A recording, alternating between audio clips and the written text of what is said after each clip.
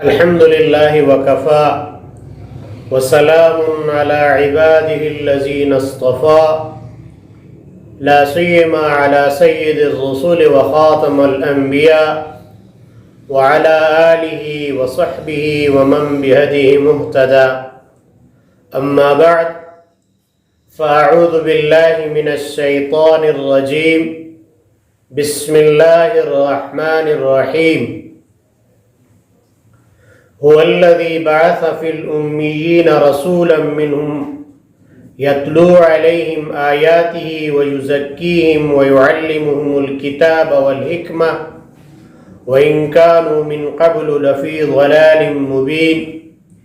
صدق اللہ العظیم.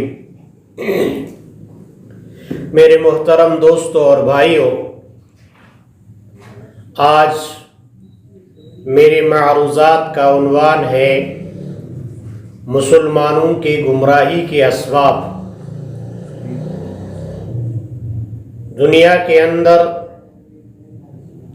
جسمانی امراض ہوتے ہیں جن کے لیے طبیب حاذق، حکیم یا ڈاکٹر کی ضرورت پڑتی ہے. پھر طبیب یا ماہر ڈاکٹر اس کے لیے پھر دوا تشخیص کرتے ہیں. اس کے بعد اس بیماری کے بڑھنے کے حوالے سے احتیاط بتاتے ہیں اور انسان کو پرہیز کرنے کی تلقین کرتے ہیں کہ اگر آپ اس طرح کرو گے تو آپ کا بیماری بڑھ جانے کا خدشہ ہے، اور ان چیزوں سے رکو گے تو انشاءاللہ العزیز آپ کو آپ کا بیماری ختم ہونے کا امکان ہے اور وہ بیماری صحت میں تبدیل ہو سکتی ہے. میرے محترم دوستو،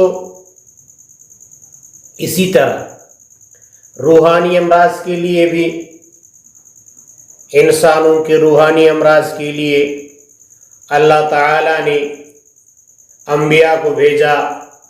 آخر میں ہمارے پیغمبر نبی صلی اللہ علیہ وسلم پر قرآن کریم کو کم و بیش 23 سال میں نازل فرمایا. اس کے ذریعے سے دنیا کے اندر پھیلی ہوئی گمراہی اور روحانی امراض سے بچنے کا طریقہ ہمیں بتایا. آج دنیا کے اندر جو مسلمانوں کی گمراہی ہے، اس کے پہلا وجہ یہ ہے کہ غلط طرز تعلیم اور غلط ماحول کو اختیار کرنا. اس طرز تعلیم کی وجہ سے مغربی طرز تعلیم جس میں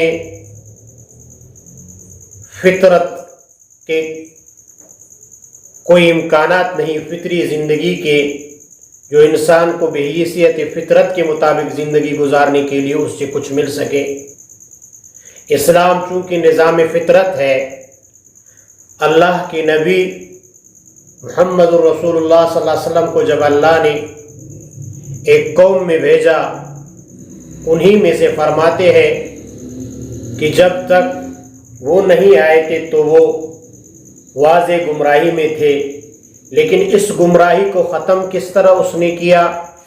والذی بعث فی الأمیین رسولا منہم یتلو علیہم آیاتہ، ان کے سامنے اللہ کے کلام کی تلاوت کرتے تھے، ویزکیہم، اور ان کو پاک کرتے تھے، یعنی دلوں کو پاک کرتے تھے.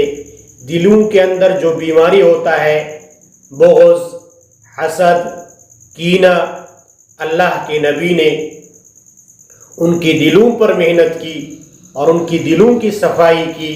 وَيُعَلِّمُهُمُ الْكِتَابَ وَالْحِكْمَةَ، پھر ان کو اللہ کے کلام کو سکھایا، قرآن سکھایا ان کو، اور اسی طرح پھر ان کو حکمت کی تعلیم، سنت کی اور دین سمجھنے کی دی.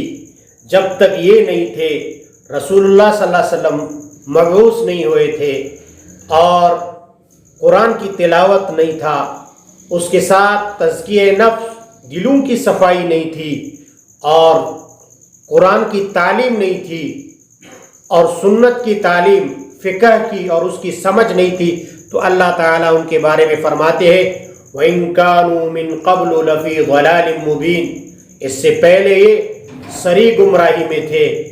تو اس سے پتہ چلا جب یہ تعلیمات دنیا کے اندر مسلمانوں میں نہیں ہوں گے تو ان کی گمراہی کے اسباب بھی یہی ہوں گے۔ یہی لوگ جو اپنے جانوں کے دشمن تھے، ایک دوسرے کے جانوں کے دشمن تھے، مالوں کے دشمن تھے، پھر یہی لوگ ایک دوسرے کے لیے قربان ہونے لگے، خود نہ تیج و راہ پر اوروں کے ہادی بن گئے۔ وہ نظر کیا تھی جس نے مردوں کو مسیحا کر دیا؟ کون سے طرز تعلیم تھا جس نے ان کی زندگیوں کو بدل کر ڈالا؟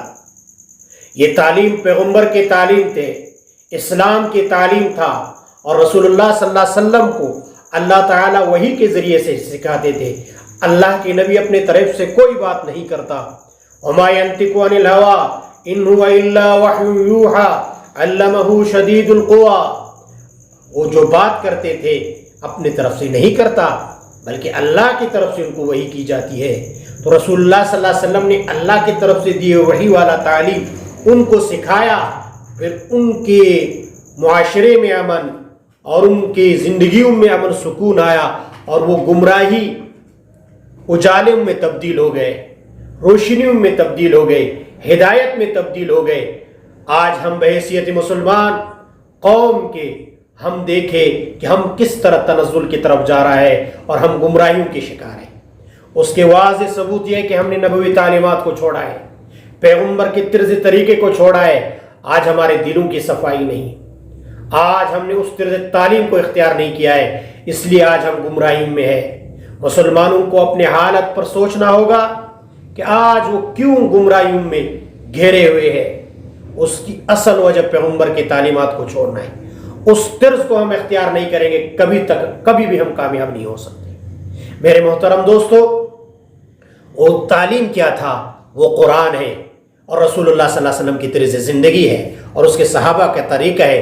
اتبعوا ما انزل الیکم ولا تتبعوا من دونه اولیاء قلیلا ما تذکرون، اس کی تابعداری کرو جو رسول اللہ صلی اللہ علیہ وسلم کے ذریعے سے تم پر اتارا گیا اور جس کی تعلیم تمہیں رسول اللہ صلی اللہ علیہ وسلم نے دیا، اس کے علاوہ کسی اور چیز کو اختیار نہ کرو۔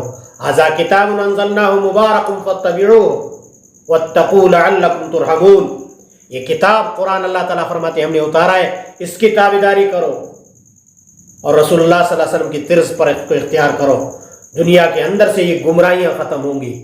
تو آج ہمارے معاشرے کے اندر غلط طرز تعلیم اور غلط ماحول ہے، ہمارے ہاں ماحول بھی صحیح نہیں بن رہا، ہمیں اپنے ماحول کی طرف بھی توجہ دینا ہوگا۔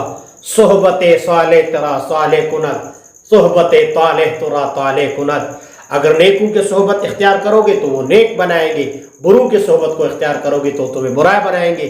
آج وجہ یہی ہے کہ ہم نے برے صحبت کو اختیار کیا ہے، ہماری جو طرز تعلیم ہے اس میں ہمیں اچھا ماحول مہیا نہیں ہو رہا۔